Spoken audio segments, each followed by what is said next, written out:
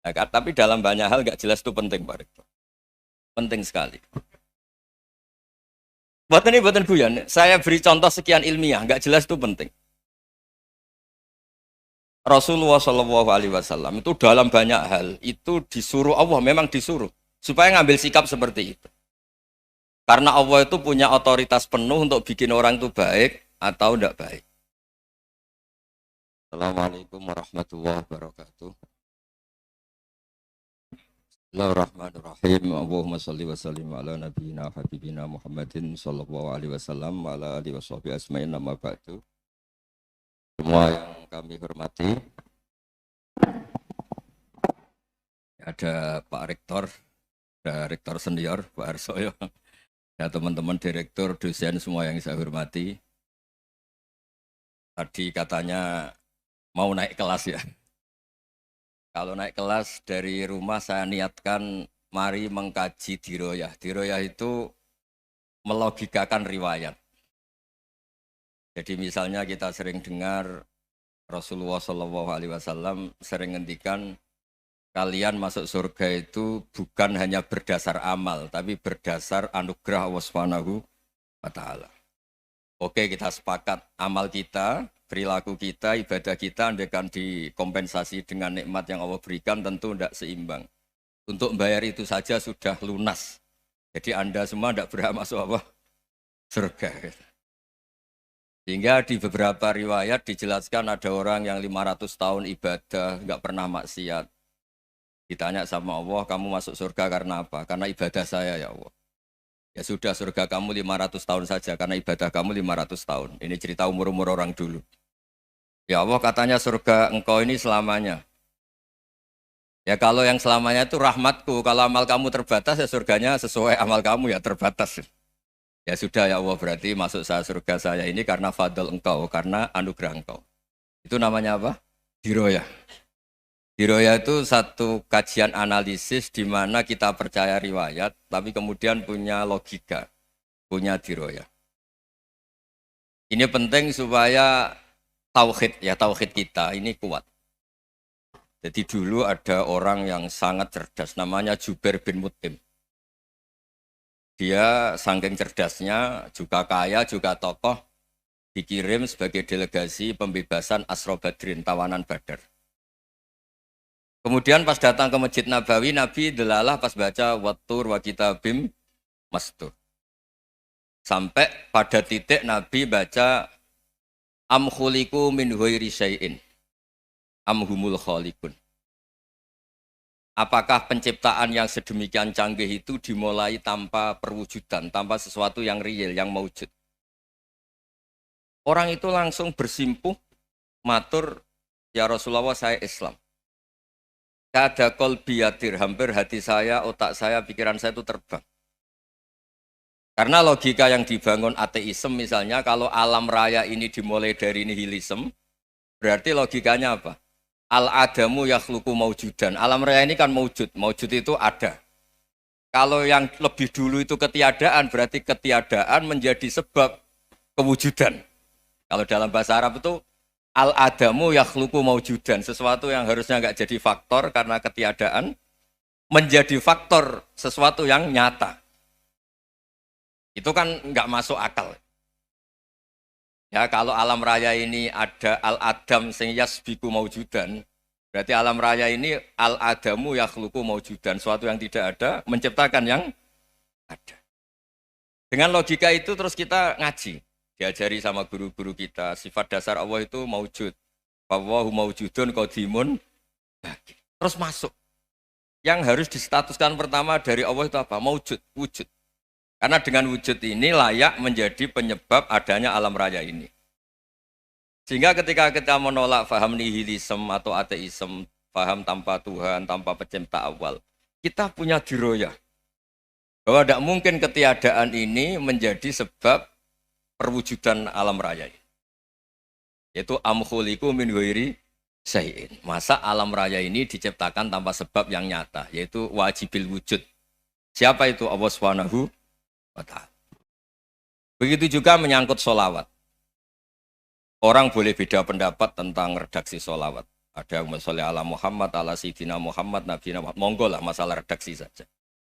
Tapi setelah dianalisis, Nabi itu Pak Rektor jadi Nabi setelah Nabi Isa saking dihormatinya sampai dituhankan. Juga jadi Nabi yang ada cerita masih hangat, orang Yahudi itu bunuh Nabi.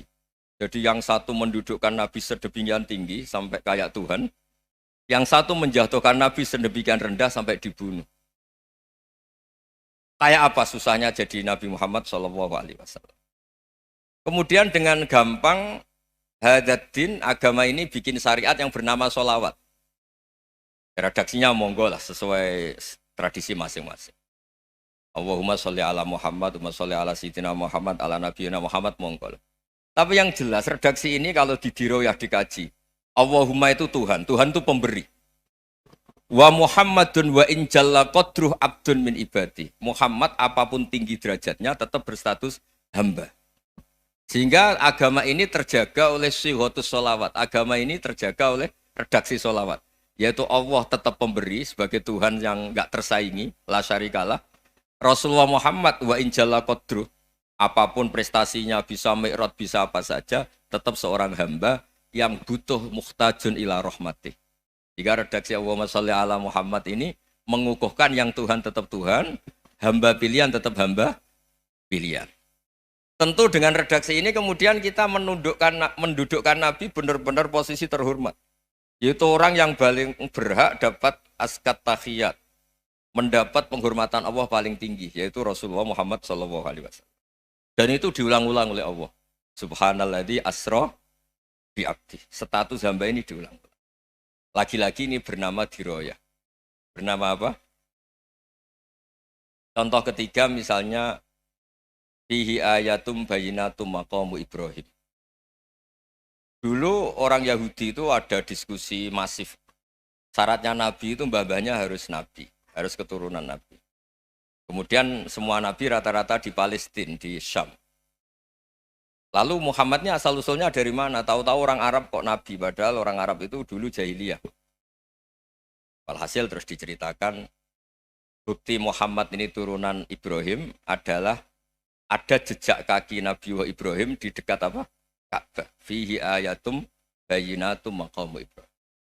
Kalau Nabi Ibrahim pernah di Mekah, artinya beliau pernah meninggalkan turunan yang di Mekah. Itu bernama Nabi Muhammadun sallallahu alaihi wasallam. Itu disebut fihi ayatum bayinatum maqamu Ibrahim. Nah, itu namanya diroyah. Diroyah itu satu perilaku keseharian kita beragama, kemudian tahu logikanya. Yang keempat misalnya, mangkana yu'minu billahi wal yaumil akhir falyukrim apa? Jaro. Orang yang iman karena Allah dan Rasul, maka memuliakan tetangganya. Andaikan pakai hukum sosial, tentu kalau tetangga kita baik, kita baik. Kalau kurang baik, kok kurang penggawean kan gitu. Tapi dulu itu pernah ada seorang ulama itu dibully ya, dikerjain sama anak muda tetangganya. Pak Kiai datang ke rumah saya, orang ini datang. Kemudian setelah di rumahnya, saya tidak jadi butuh sama Pak Kiai, silahkan pulang. Itu Kiainya senyum menikmati. Dan itu terulang 3 kali. Dibully seperti itu, dikerjain terulang 3 kali. Lalu tetap Kiainya tuh asik, seneng sekali. Lama-lama muda ini tanya, kenapa engkau tidak tersinggung? Padahal saya kerjain sampai 3 kali. Tak undang, terus tak suruh pulang, tak undang, tak suruh pulang. Kata Kiai tadi, yang memerintahkan baik sama tetangga itu Allah. Jadi saya nikmati ketika bisa baik sama Anda. Tidak ada urusannya dengan perilaku Anda yang menolak saya. Nah itu terus kita tahu, memang motifnya kita baik sama tetangga karena iman sama Allah dan Rasul, bukan hukum kompensasi sosial. Jadi kalau mau diteruskan Pak Rektor, saya ngajar di sini ya karena perintah Allah itu orang alim harus ngajar, bukan karena perintah Rektor. Kalau diteruskan. Ya saya mohon juga gitu, para dosen, para karyawan di sini, kalau nggak khianat dengan UI itu karena takut sama Allah, jangan takut sama Rektor. Kalau Anda baik juga karena Allah, jangan baik karena apa? Rektor. Bagaimanapun ya semua kita ini makhluk. Makhluk itu la yadurru wa la yanfa. Begitu juga melihat Indonesia. Melihat saya ini kan ikut di UI itu lama sekali, ikut sama Profesor Zeni, dari Profesor Zeni nulis tafsir. Mungkin Pak Harsoyo tahu banyak, dulu Pak Lutfi ya tahu banyak. Tapi saya memang nggak pernah terbuka karena ya memang nggak ingin sebenarnya. Kondisi ini kondisi darurat.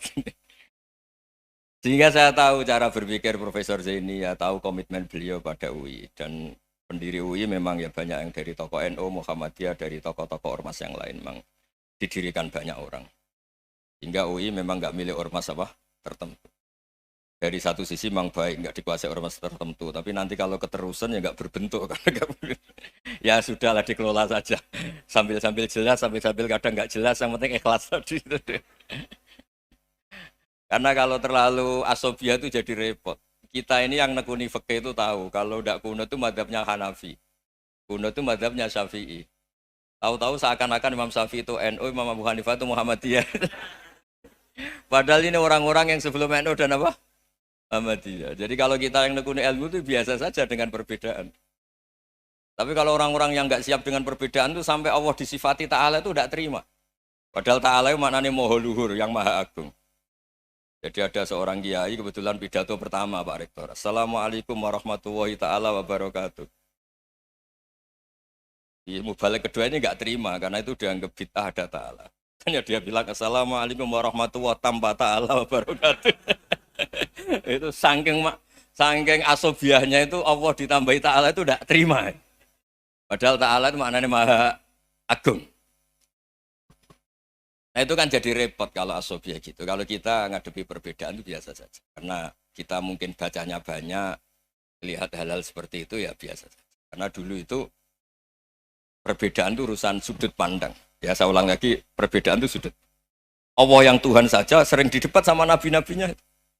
Karena urusan sudut pandang apa? Saya beri contoh ya. Suatu saat Khalilur Rahman Ibrahim itu saatnya meninggal sama Allah, Israel disuruh. Itu Ibrahim saatnya meninggal, ambil nyawanya. Setelah datang ke Ibrahim, ya Khalilur Rahman Ibrahim, saya disuruh nyabut nyawa Anda. Itu Israel dipaksa mikir sama Ibrahim. Hal ra'aita khalilan yumitu khalilah. Kamu tahu orang yang mencintai kemudian bunuh yang dicintai. Itu logika agak benar. Akhirnya Israel kan nggak biasa debat, kan nggak dilatih debat, nggak pernah ikut lomba UI debat ilmiah. Dia taunya nyambut nyawa aja. Kembali ke Allah. Ya Allah, kata Ibrahim, hal ra'aita khalilan yumitu khalilah. Masa kekasih bunuh yang dicintai ya. Tapi kata Allah santai. Bilang ke Ibrahim, hal ra'aita habiban yakrahu ayyalqa habibah. Masa katanya dia cinta saya, kemudian ketemu saya tidak berani. Israel mater lagi. Logikanya gini Ibrahim, masa yang dicintai sama yang ketemu yang dicintai nggak berani. Ya udah ketemu aja. Katanya yang meninggal itu. Artinya kamu bisa saja GR tidak mati-mati karena merasa dicintai. Atau ingin mati karena mencintai. Nah maksud saya, dalam hal-hal seperti ini orang UI pasti nggak jelas. Katanya cinta Allah suruh mati ya nggak mau. Nggak jelas kan? Dibilang nggak cinta juga nggak mau. Tapi dibilang cinta kalau ukurannya mati juga nggak mau. Nah, tapi dalam banyak hal nggak jelas itu penting Pak Rektor. Penting sekali. Buatan guyon. Saya beri contoh sekian ilmiah, nggak jelas itu penting. Rasulullah Shallallahu Alaihi Wasallam itu dalam banyak hal itu disuruh Allah, memang disuruh supaya ngambil sikap seperti itu. Karena Allah itu punya otoritas penuh untuk bikin orang itu baik atau tidak baik. Wahsy itu yang membunuh Sayyid Hamzah, orang paling dicintai Nabi, di antara yang dicintai Nabi. Qatalahu Wahsyun, dibunuh oleh Wahsy. Nabi secara basarnya itu gak suka sama Wahsy. Sampai cara lahir ya ingin, corong Jawa ingin masuk nol. Tapi apa kata Allah? Laisa laka minal amri syai'un aw yatuba alaihim aw yu'adziba. Itu tidak wilayah kamu Muhammad. Malah Wahsy dikasih tobat sama Allah. Khalid bin Walid. Itu perang Uhud kalah, itu karena ide brilian Khalid bin Walid. Pas itu masih panglima kafir. Yaitu pura-pura kalah, ghanimah dilepas, sahabat turun, pasukannya naik, walhasil orang Islam kalah. Khalid bin Walid akhirnya juga masuk Islam. Orang yang secara basariah Nabi itu gak siap. Kebalikannya juga ada. Sa'labah itu orang sampai gelar hamamatul masjid. Ini pas ngaji mesti ingat. Salam. Dia di masjid terus. Setiap habis salam tuh lari karena istrinya nyuwun sewu masih berpakaian yang tidak pantas. Kenapa engkau terburu-buru pulang? Pakaian yang dipakai istri saya sekarang saya pakai. Ya pakaian sarung itu kayak Pak Rektor kan fleksibel. Ini khusus mau Ramadan, tidak akan sarungan terus, gak usah khawatir. Jadi ini tadi sudah perjanjian. Saya yang kiai celananan, beliau yang rektor pakai sarung. Jadi iya. Supaya itu barter madhab. Tapi hanya sekali ini aja, bukan. Jadi jangan diharapkan ini jadi tontonan terus-menerus. Dan ini barter madhab. Saya sama Profesor Kores juga sering gitu. Saya pakai sarung yang dihadiahi beliau, beliau pakai sarung yang dihadiahi saya. Memang itu tradisi Islam. Tahadau tahabu, kamu saling memberi hadiah maka kamu saling mencintai. Bukan riswah, bukan riswah. Walhasil terus Sa'labah ini mbok saya didoakan Nabi supaya saya kaya, supaya tidak sering ganti-ganti pakaian seperti ini sama istri saya. Jangan-jangan kamu miskin itu lebih baik. Ngotot minta didoakan. Didoain Nabi kaya, terus lama-lama ninggal sholat, ninggal jamaah. Itu Allah belum tersinggung. Yang mulai Allah tersinggung itu kan saya sering fatwa di mana-mana, sering memberi saran. Mumpung kamu miskin itu sering sedekah, karena kalau sudah kaya itu tidak bisa. Saya memberi analogi gini. Kalau saya masih santri miskin, punya uang 100.000, diminta guru saya 50 tak kasihkan, padahal itu 50%. Punya 2 kambing kurus, diminta guru saya 1 pasti tak kasihkan, padahal itu 50%. Jadi kalau punya sapi Brahman atau sapi limusin yang harganya itu 100 juta, punya 2, diminta 1 boleh enggak? Enggak boleh. Saya punya motor butut 2, diminta teman saya 1 boleh, tapi kalau Davidson Harley itu enggak boleh itu. Nah, walhasil itu kalau kita miskin, misalnya kita zaman kuliah atau zaman mondok atau zaman apa saja, punya uang 100.000, nartik temannya sampai 50.000 kan biasa. Tapi setelah 1 miliar, berani enggak kamu kasihkan 500 juta? Sama-sama 50%. Enggak kan? Nah Sa'labah gitu, ketika zakat masih per 40 kambing 1 kambing itu sebenarnya kan masih ringan. 41, 82. Kambingnya itu sudah mabenal jabalen. Barang dihitung zakat karena sudah ribuan, jumlahnya sampai 400 kambing. Banyak lah pokoknya. Terus kata Sa'labah, ini pemerasan. Karena jumlahnya besar. Allah tersinggung karena nabinya dianggap narik zakat itu dianggap khorot, dianggap pemeras. Allah tersinggung kemudian fa'aqobahum nifakon fi qulubihim ila yaumil. Dia ditetir munafik. Semenjak itu terus tadi kembali gak jelas tadi. Barkohnya gak jelas itu menjadi orang tuh bijak. Ini sekarang nakal, jangan-jangan nanti jadi orang baik. Yang sekarang baik, jangan-jangan suatu saat jadi tidak baik. Semua orang introspeksi. Gak ada jaminan kalau kita sekarang baik akan baik terus. Gak ada jaminan kalau kita sekarang buruk akan buruk terus. Sehingga terus banyak kiai-kiai bijak itu memang lahirnya gak tegas. Tapi gak tegas itu yang menjadikan bijak. Karena sama-sama mungkin. Itu yang disebut laisa laka minal amri syai'un aw yatuba alaihi wa yu'adzibum. Itu tidak wilayah kamu. Ketika Allah mengomentari orang munafik juga wa yu'adzibal munafiqina insya'a aw yatub.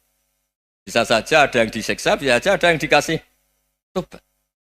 Karena pola yang kita analisis itu semuanya menurut kita. Bukan menurut kemaslahatan orang apa? Banyak. Saya punya sekian contoh cerita. Orang yang sowan kiai baik-baik, mungkin bawa gula atau salam tempel, tidak tahu lah. Itu tidak mesti jadi wali. Tapi Kalijogo yang kenal Sunan Bonang, itu kenalnya itu karena ingin begal. malah jadi wali. Tapi tidak usah dicoba. Umar itu nyari Nabi itu mau dibunuh. Tapi malah tobat jadi orang baik. Jadi ini penting ngaji ya, supaya tidak tegas itu, tidak jelas itu kadang baik. Nah termasuk saya juga termasuk dia yang milih tidak jelas. Saya sering gojlok gini, Fajar Hadili ini murid-murid saya sering saya gojlok. Kalau semua sistem pendidikan kayak kampus, kayak UII, kayak UIN semuanya, itu sistem yang bagus. Karena tertib jam kuliahnya jelas, mata kuliahnya jelas. Kalau di pesantren itu Pak Arso, itu nggak tertib. Tapi justru itu enak, ketemu di jalan orang berani tanya. Nah ini kalau mbak-mbak misalnya menstruasi, mau belajar haid nunggu semester berapa baru tahu. Itu bisa sekian tahun nggak sholat karena nunggu pelajarannya baru diterangkan. Mau haji juga gitu, nunggu mata pelajaran haji. Kalau nggak jamnya, nggak mau dosennya ngajar. Ya, kalau kiai kan enggak, ketemu di jalan, tanya, dijawab. Jam berapa juga dijawab. Artinya Indonesia itu berkah, ada sistem kampus yang tertib. Ya semoga termasuk tertib gajinya. Tapi tertib gajinya itu juga sebenarnya rugi. Saya sering Ada pegawai negeri Gus, tolong doain saja di PNS enak jadi. Gajinya tetap. Kata saya nggak mau kalau gaji saya tetap. Kok bisa Gus enak tiap bulan mesti dapat gaji. Kalau tetap nggak naik-naik kata saya. Kalau kiai gajinya nggak tetap, tapi di atas yang tetap kata saya. Artinya Indonesia itu berkah. Kalau semuanya pakai sistem pendidikan setertib ini, orang mau tanya khed ya nunggu pelajaran khed. Bab haji ya nunggu pelajaran haji. Tapi kalau ketemu kiai itu enggak. Ya pokoknya saya pernah di pasar, Gus mau tanya. Tanya apa? Anak saya sih keluar darah terus gini-gini. Padahal biasanya khed hanya 7 hari gini-gini. Ya sudah kembalikan ke biasanya rudat kilal adat. Itu enggak usah sowan ke rumah. Juga enggak registrasi dulu, enggak daftar dulu. Ya ini enggak nyindir cerita saja. Supaya ini bukti koalisi beneran. Jadi saya yang kiai enggak tertib jam, koalisi sama yang tertib jam. Jadi kalau semuanya sistem kampus, nanti pertanyaan itu enggak bisa on time, enggak bisa setiap saat. Makanya Indonesia itu berkah. Kiai-kiai yang alim yang di jalan-jalan banyak. Juga kiai yang di kampus dokter-dokter fikih banyak. Yang nekuni ilmu umum ya banyak. Macam-macam. Itu masalah itu kalau saling mengadili itu baru masalah. Misalnya kiai ngeluh, enggak enak jadi kiai, enggak punya gaji tetap. Yang dosen ngeluh, enggak dicium tangannya. Karena memang unik Indonesia itu. Kalau guru fikih kok dosen itu tetap enggak dicium tangannya. Karena pikirannya anak-anak itu wong sudah bayar disuruh nyium. Itu kayak di alam sadar tuh gitu. Kalau kiai itu kan anak-anak gak bayar itu. Ya upahnya cium tangan itu. Makanya kalau kiai-kiai tidak keramat bisa mati karena cium tangannya doang bisa mati itu kiainya. Ya ini cerita. Supaya saling menghormati saling menghormati. Jadi kalau makanya itu pakar-pakar akhlak ya, pakar-pakar etika peradaban. Itu tertampar betul ketika Nabi urusan ilmu itu mengabaikan itu kalau sudah urusan ilmu. Misalnya begini, ada urusan ilmu, ada mbak-mbak cantik atau ibu-ibu cantik. Itu dalam Islam itu diajarkan jangan sopan-sopan banget. Kata Nabi, karena kekuatan ilmu itu di atas kekuatan akhlak, di atas kekuatan adab. Ya nisa an-nabi lastunna ka ahadim minan nisa. Ini taqaitunna fala takhdu'na bil qaul. Fayatma alladzi fi qalbihi maradun. Misalnya ada mbak-mbak cantik, menarik, kemudian sopan misalnya sama Pak Fajarin sama dosen-dosen. Monggo binara. Wah itu bahaya pikirannya kemana-mana itu. Orang yang imannya pas-pasan, wih berarti mau. Maksud saya kalau cantik, menarik ketemu di jalan biarin aja dosennya mau kemana biarin aja. Gak usah dihormatin. Kalau dihormatin, Pak mau kemana sadar no bisa bahaya. Nah, biarin aja. Kalau tanya, Dek ini alamatnya mana? Cari sendiri Pak. Karena hanya dengan cara itu si Pak dosen ini gak kepikiran. Gak ada orang suka orang kedus itu gak akan. Tinggal sudah cantik, sopan. Wah bisa pikirannya macam-macam. Itu ilmu. Fala takhdu'na bil qaul. Kamu jangan terlalu lirih kalau ngomong. Fayatma alladzi fi qalbi maradun. Orang yang pikirannya masih kotor pasti berpikir yang negatif. Anda mungkin demi sopan sama dosen Anda. Tapi sejauh mana dosen Anda juga berpikir positif. Itu kan uji iman sama uji nyali. Nah, sama pejabat yang sopan sama kiai mungkin punya Alphard, punya Robicon, punya terus bawa uang banyak. Terus sama kiai cium tangan hormat. Jangan-jangan kiainya yang pikirannya macam-macam. Ini berarti bisa jadi muhibbin potensial misalnya. Nah, saya ini termasuk kiai yang pengagum ilmu. Sehingga saya sama orang yang medit, yang kikir sama saya itu saya senangnya bukan main. Kenapa? Karena kalau orang medit itu gak berhak nuntut. Tapi kalau orang lomo 1 juta minta surga, 2 juta ya minta apa? Surga. Gus, salam template. 200.000 aja kadang minta surga. Tapi kalau yang kikir-kikir ya sudah salaman tok sudah. Enggak minta apa-apa, kan dia tahu diri, enggak bayar kok minta. Maksud saya, Islam itu luas, dinikmati saja, Bang. Dinikmati saja. Nah itu diroya, maksudnya itu diroya. Diroya itu kamu tahu aturan Islam itu kamu harus yakin khairihi wa syarrihi minallah. Semua itu ujian, tapi kemudian dikaji. Makanya saya ini termasuk pengagum Imam Syafi'i. Imam Syafi'i itu dikasih tahu. Ada orang yang di depan engkau cium tangan hormat tuh di luar ngomong-ngomong, ngata-ngatain Anda. Imam Syafi'i tertawa-tawa sewenang. Tuh, Anda ini dikata-katain di luar kok. Kok tidak kamu anggap munafik malah tertawa. Berarti saya wibawa, di depan saya nggak berani.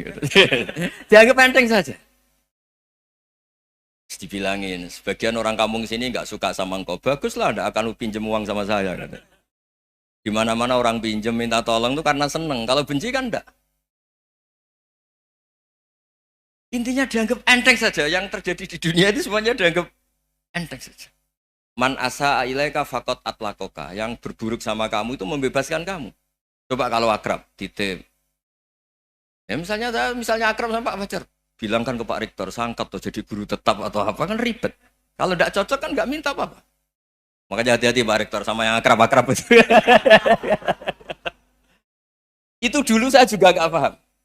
Di antara wasiat Bapak yang sering diulang-ulang tuh itu. Suatu saat kamu jadi kiai, ngelola orang nggak seneng tuh gampang. Sudah, situ orang lain. Tapi kalau ngelola orang nggak orang seneng tuh repot. Mintanya aneh-aneh. 100.000 aja minta surga. Hanya teman tenis saja minta naik jabatan. Intinya itu ya sudahlah dikelola. Yang seneng ya berkah, mungkin teman berjuang, teman diskusi. Yang nggak seneng ya berkah, karena ini tidak minta macam-macam, enggak seneng. Nah itu namanya diroya. Diroya itu satu kajian keilmuan yang menjadikan kita ini nyaman dengan riwayat-riwayat, panduan-panduan dari Rasulullah Shallallahu Alaihi Wasallam. Kayak tadi. Kenapa sih tentang baik sama tetangga, baik sama tamu? Hitung-hitungannya itu mangkana yu'minu billahi wal yaumil. Saya pernah dicium sama orang miskin yang akut, miskin betul. Itu tak ajarin, Anda ini lebih hebat ketimbang orang-orang kaya. Misalnya gini, misalnya ada komunitas rektor atau kiai besar. Saya ini kata orang banyak termasuk kiai besar. Mungkin kalau pinjam uang itu karena mau beli mobil, aksesoris mobil, karena kita kiai top atau rektor atau orang-orang top. Kalau sesama orang miskin itu pinjem-pinjemannya itu urusan beras, itu urusan nyawa. Tren mana? Menyelamatkan nyawa sama aksesoris mobil. Nyawa. Jadi pahala kamu pasti lebih besar. Itu senengnya jadi orang miskin terus keterusan sampai sekarang. Itu. Lo coba kalau menteri sama menteri, rektor sama rektor, kira-kira pinjamannya apa Pak Arso? Kan kalau mau beli mobil atau mau umroh VIP, pokoknya yang keren-keren. Kalau orang miskin pinjam karena apa? Makan kan? Beras kan? Makanya kalau yang sedang miskin monggo lah kalau ingin teruskan.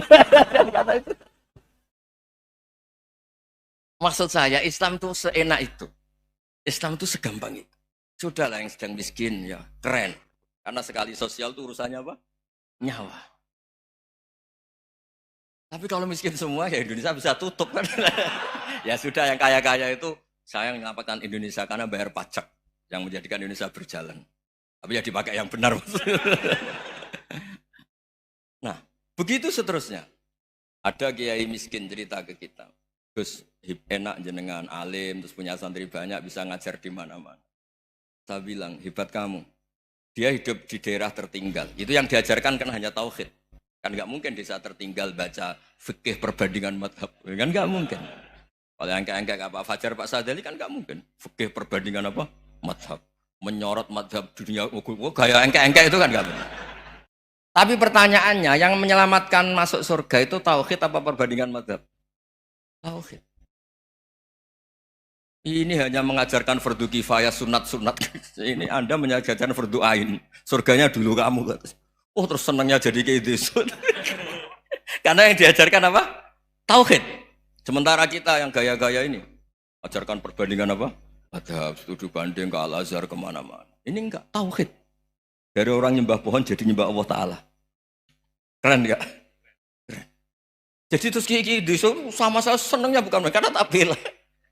Tapi ada yang agak kurang ajar tanya saya. Kalau itu hebat kenapa Gus gak mau jadi kiai desa? Waduh. Wah ya repot kalau pertanyaan. Terus tak jawab, kalau saya jadi kiai desa, kamu ngangsu ilmu dari mana coba? Ya dari jenengan. Ya kalau sama gobloknya ada bisa. Ya sudah Gus aja yang jadi kiai besar. Maksud saya, ya sudahlah kita begini seperti yang saya ajarkan di sini, saya sarankan supaya orang itu tahu. Nah, ini namanya diroyah, apa?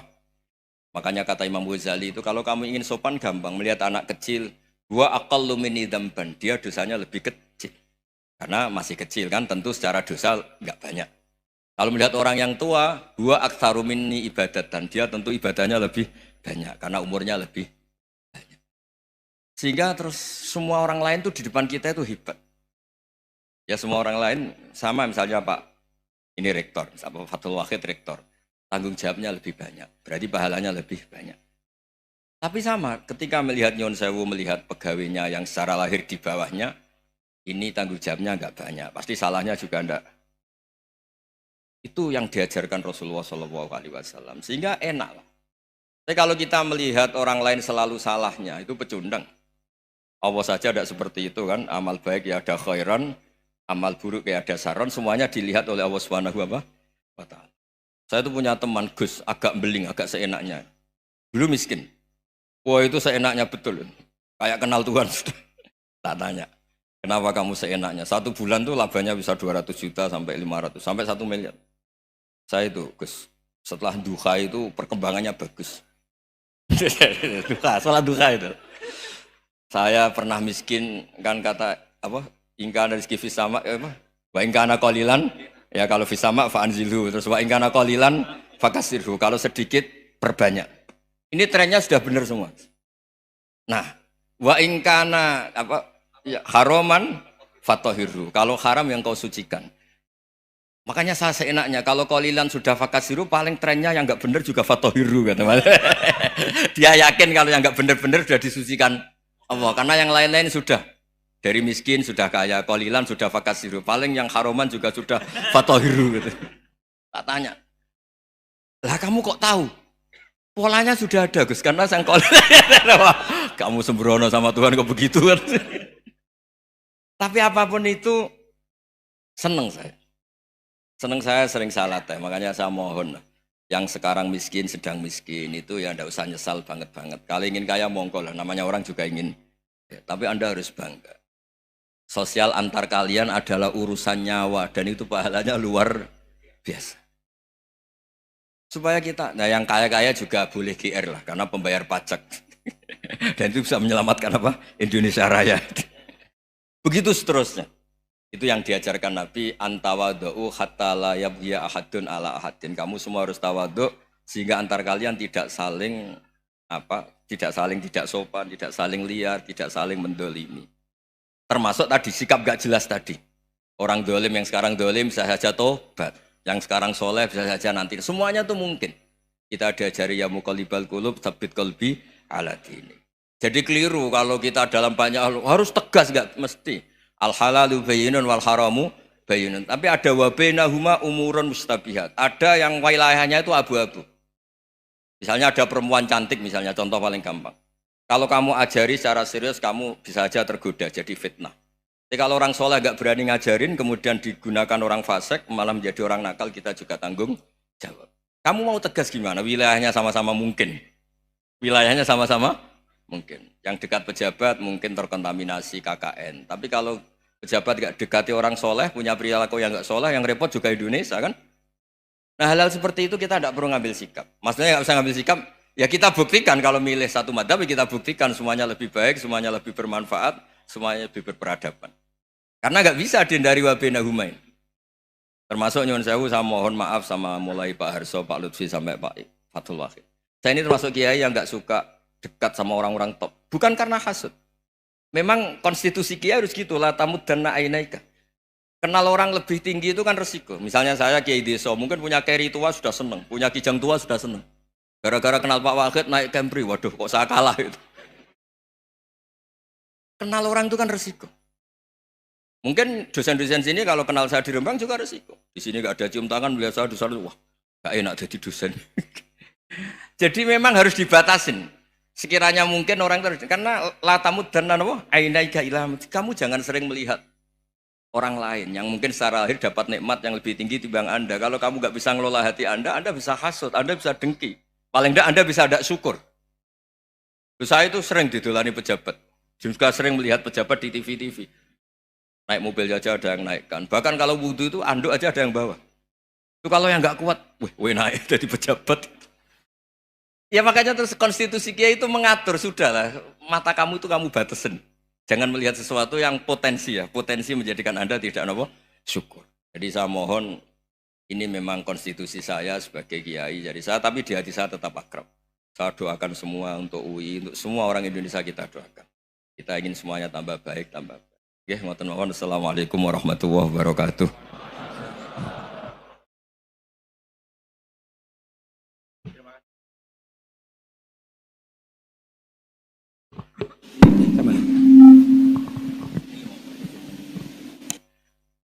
Terima kasih Gus Ba untuk pencerahan yang luar biasa.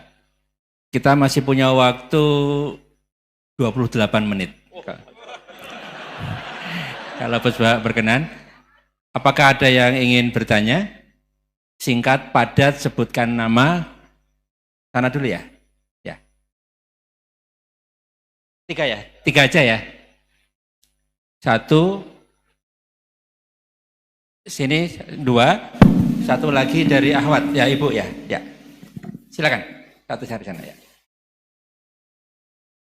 Ya, maju aja, maju. Mikrofonnya ini.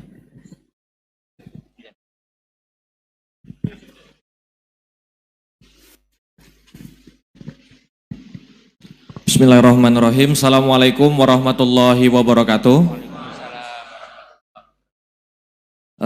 Perkenalkan Gus Baha, nama saya Boyi, mungkin agak beda dengan pada umumnya.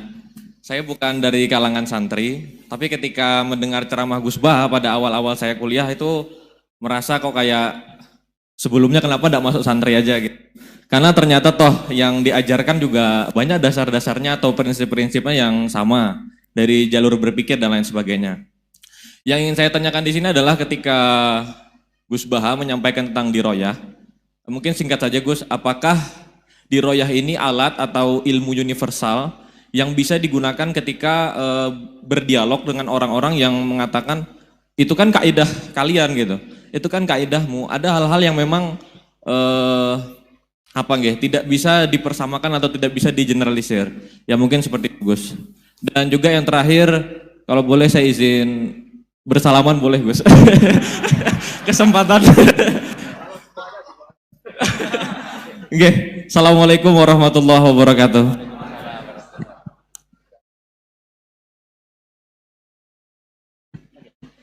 Baik, kita kumpulkan dulu satu lagi, ya.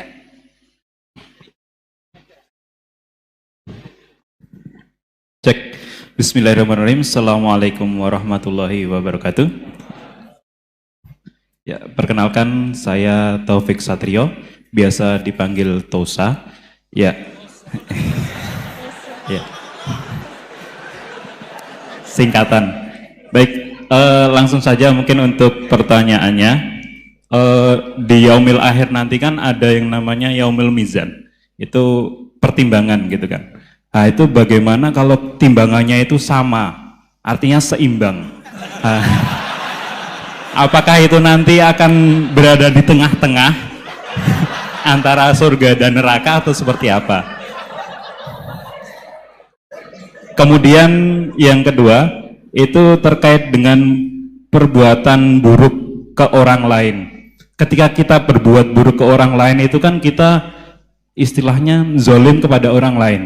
Tapi di lain sisi, itu secara zahir kan seperti itu. Tapi di lain sisi, di akhirat itu kan kalau secara pahala, kita itu membantu orang lain mendapatkan pahala.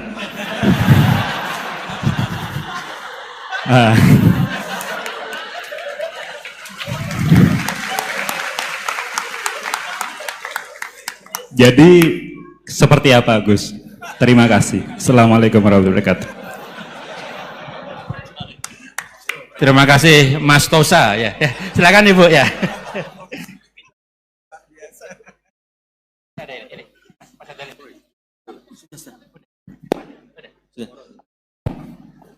Assalamualaikum warahmatullahi wabarakatuh.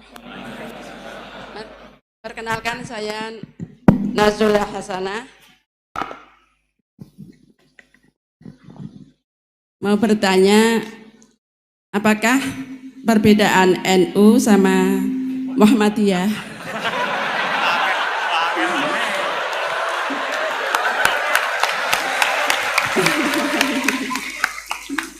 tadi kan dijabarkan.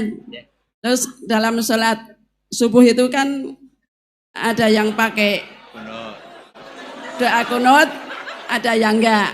Tolong jabarkan. Wassalamualaikum warahmatullahi wabarakatuh. Waalaikumsalam. Baik Gus, ini ada 3 penanya. Mas Boy tadi terkait dengan diroya, apakah ini universal, termasuk untuk yang non muslim bahkan gitu kan. Kemudian yang kedua dari Mas Tosa, hisab yang seimbang Gus, kasusnya gimana ini. Yang kedua terkait dengan kalau berbuat buruk kan membuat pahala untuk yang bersangkutan itu. Seperti orang puasa dikasih minum gitu kan ya. Ya. Terus kemudian Bu Hasanah ini beda antara NU dan MU, kira-kira itu ya. Silakan Gus ya. Ya.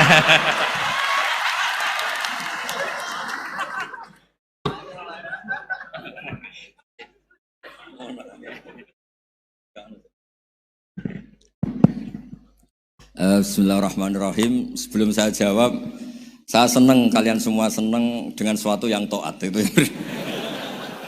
Banyak orang untuk senang nunggu maksiat dulu. Mungkin melihat perempuan yang tidak mahram, melihat sesuatu yang maksiat. Jadi ini spesial. Majelis ilmu tapi apa? Senang. Ini sesuai rencana Tuhan lah. Seorang itu senang dengan taat, senang dengan ilmu. Ini luar biasa, no? Luar biasa. Tadi pertanyaannya kalau diroya. Jadi Islam itu agama untuk logika objektif. Jadi diroya itu ya global, universal. Misalnya saya beri contoh Tuhan yang satu. Itu dulu, saya ulang lagi, dulu itu ada imam namanya Imam Amudi. Itu pengajar matematika Mas Boy, pengajar matematika. Itu kan enggak lazim, tapi kiai kok pengajar apa? Singkat cerita, ini cerita keramat. Kalau kalian enggak paham ya keramat sendiri. Jangan enggak paham menentang. Singkat cerita, di antara keramat beliau itu Allah itu nyuruh para malaikat disuruh ngaji matematika sama dia. Ngaji tauhid, tapi disebut sama Allah ngaji matematika. Ternyata apa? Cara ngajarkan gini. Misalnya ngajarkan diterang titik. Angka 2, 3 sampai 1 miliar 1 triliun. Nisbatusnaini ila ma la nihayatalah. Itu nisbatul fard asli. Angka itu entah 2, entah 3, entah 1 miliar, semuanya dibanding angka 1 itu namanya cabang. Tetap yang al-aslu itu angka 1. Itu otak siapapun itu akan ikrar dengan logika tadi. Bukan kita yang muslim. Semuanya akan tahu angka berapapun jumlahnya, tetap asal usulnya angka 1. Terus dia gambar, ya gambar apa saja, gambar masjid, apa gambar sapi atau gambar apa saja. Dimulai 1 titik. Gambar ruwet maupun gak ruwet tetap saja dimulai 1 titik. Nuktotul wujud. Jika kalau zaman saya ngaji, Pak Rektor ngaji dulu diterangkan semua makna Quran ada di Fatihah, Fatihah ada di Bismillah ya, Bismillah itu ada di titiknya, titiknya bak. Lah kenapa ini hebatnya Quran? Kenapa dimulai dari 1 titik? Untuk maklumatkan semua alam raya ini dimulai dari 1 titik, yaitu wujudullah. Logika seperti itu kan orang nggak terima gimana? Gambar seruat apapun dimulai dari mana coba? 1 titik. Angka sebesar apapun dimulai angka apa? 1. Jadi diroyah itu ya universal gitu maksudnya. Ya gitu Mas Bay ya. Jadi diroyah itu universal. Ya soal ada yang belum dapat hidayat apa itu nomor 2, tapi logika yang dibangun Islam itu. Terus pertanyaan kedua apa? Draw tadi. Misal. Kamu ingin draw? Ini kasus ini nggak pernah ngaji Quran itu. Di antara yang diterangkan Quran detail itu Ashabul A'raf apa? Ashabul A'raf, orang yang baiknya sama buruknya itu imbang. Itu sudah disediakan nanti di surga itu ada pagar. Kamu ingin di situ? Pagar pembatas apa? Pagar pembatas. Di surga enggak, neraka enggak. Jadi kejadian surga dan neraka itu gini tak terangin ya. Jadi kira-kira gini. Kan hisab itu hanya rubu'un nahar, sekitar 2 jam, 2 jam setengah selesai. Jadi 1 dunia ini dihisab Allah, hanya Allah butuh waktu 2,5 jam. Rubu'un nahar. Kenapa gitu Pak Rektor? Karena semuanya datang ini sudah terindikasi dan itu sudah jelas. Misalnya orang yang soleh banget, wajahnya bersinar, bahkan semua tubuhnya bersinar. Yas'anuruhum baina aidihim. Yang pas-pasan, ya sinarnya pas-pasan. Sehingga nanti yang punya sinar cukup di kanan. Yang kelip-kelip agak ini yang rawan kesaruk ini yang kelip. Yang gelap gulita langsung di kiri. Nah itu terus faduri babenahum bisuril lahubab. Terus Allah langsung bikin pagar. Nah yang rawan kesaruk pagarnya yang kelip-kelip tadi. Yang temangsang ini. Karena yang jelas hitam di kiri, yang jelas putih kanan. Yang abu-abu ini sama malaikat digaruk saja. Nah terus temangsang di Araf itu. Nah, terus setelah dipagar ini dia punya kegiatan. Kalau melihat neraka bilang Rabbana srif anna adzaba jahannam. Kalau melihat surga ya Allah, ma kuntu asqa khalqik. Saya ini hamba Engkau yang tidak paling sial dan Kau Maha Rahman. Tolong saya jangan dihadapkan ke neraka lagi. Karena itu menyiksa. Sabar wa ahraqaka. Ya ketika melihat neraka itu dia komentar, ya Allah, neraka ini begitu merusak wajah saya. Hawa panasnya itu sudah menghancurkan semua, baunya juga agak enak. Saya minta saya dihadapkan ke surga bersama Allah. Tapi kamu tidak minta lagi kan? Tidak, saya hanya minta itu tok. Gitu. Nah ini saya pandu, kalau kamu ngalami tak pandu. Kalau kamu ngalami tidak pandu. Sama Allah terus diberi janji supaya tidak minta yang lain. Tidak, saya tidak akan minta lagi. Terus melihat surga. Nah, di surga melihat orang kayak gitu kan, di surga nanti kalian kan hura-hura semua. Wah, istri yang di dunia kurang cantik, rewel, yang di surga itu istrinya cantik semua, gak rewel semua. Gak minta belanja, cantiknya gak usah ke salon, pokoknya top lah. Terus dia melihat, tersiksa, cara Jawa ngiler. Wih, masa ngelihat tok? Akhirnya ya lama-lama berani ngajukan, ya Allah masa ngelihat tok? Gitu. Dikasih masuk gitu. Ya terus, tapi kamu kan janji tidak minta lagi. Ya terus ngerayu-ngerayu Tuhan lagi. Akhirnya walhasil nanti kalau betul-betul A'raf itu nasibnya akhirnya masuk surga. Tapi tadi digarap dulu lah, dikerjain dulu. Itu lama sekali perjalanannya, memang lama sekali. Nah soal orang membunuh itu, apa contohnya tadi? Berbuat buruk sama orang lain, ya apapun lah. Berbuat buruk sama orang lain itu, kalau faktanya nanti tobat, Allah yang bisa ngelola itu. Makanya Nabi pernah senyum-senyum, pernah tertawa-tawa. Sungguh ketika Allah menghendaki rahmatnya itu semuanya indah.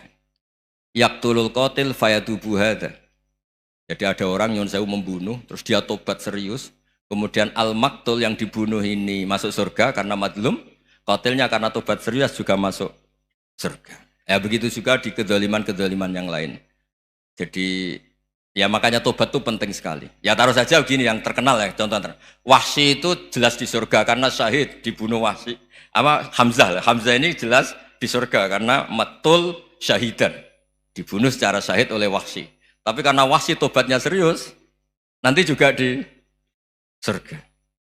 Begitu juga keburukan-keburukan yang lain. Jadi tobat ini misalnya ada orang hartanya dicuri. Tentu yang dicuri ini kalau dia orang baik, ya mungkin secara formal lapor polisi, tapi kalau dia orang baik mungkin ridho lah, sudah itu, sudah ridho kan. Berkahnya ridho, dia menjadi orang baik karena ridho diuji Allah, hartanya apa? Dicuri. Kemudian yang mencuri tobat, entah harta itu dikembalikan, entah dikasihkan masjid sebagai amalnya yang dicuri, entah apa-apa, Allah ngasih tobat orang ini. Kemudian sama-sama jadi orang baik, kemudian sama-sama di surga. Makanya itu Nabi sampai senyum-senyum, betapa rahmatnya Allah tidak terbatas. Sama lagi, betapa rahmatnya Allah tidak terbatas. Bahkan qatil sama maktul bisa ngopi di surga bareng tadi itu. Karena ya tadi, masyhur itu. Yang paling legenda dalam sejarah Islam kan, saya pernah membunuh orang yang sangat dicintai Rasulullah. Sebagai tobat saya akan membunuh orang yang paling dibenci Rasulullah. Singkat cerita, Wahsy ini menangi bunuh Musailamah al-Kadzdzab. Orang yang ngaku-ngaku Nabi yang merusak tatanan apa? Islam. Apapun itulah, cerita-cerita apapun itu. Makanya saya sering cerita, kalau preman pasar itu tobat, jangan nyapu masjid. Tobatnya tetap di pasar, yang dulu pasar gak aman karena dia, sekarang aman karena dia. Jangan tobat terus nyapu di pasar, pasar diganti soksisennya, pengganti. Itu gak fair apa? Jadi kalau tobat itu harus seimbang dengan zaman salahnya. Zaman apa? Kayak Umar. Ketika dia kafir itu orang Islam dibikin takut. Terus ketika dia Islam, gantian orang kafir dibikin takut. Pertama dia Islam langsung marahnya Abu Jahal, awas kalau ganggu Rasulullah, ngadepin saya. Itu fair. Kenapa? Fair. Jangan tobatnya bikin orang takut, lah tobat ke masjid nyapu, yang di pasar diganti penggantinya tetap gaduh. Gak boleh, harusnya kalau lama bikin pasar takut, ya sekarang lama bikin pasar apa? Aman. Itu tobat yang apa? Seimbang. Ya kira-kira gitu ya. Nanti tak pandu kalau sudah diarah. Terus gimana? Yang ketiga NU sama MU. Satu itu beda seragamnya dan logonya.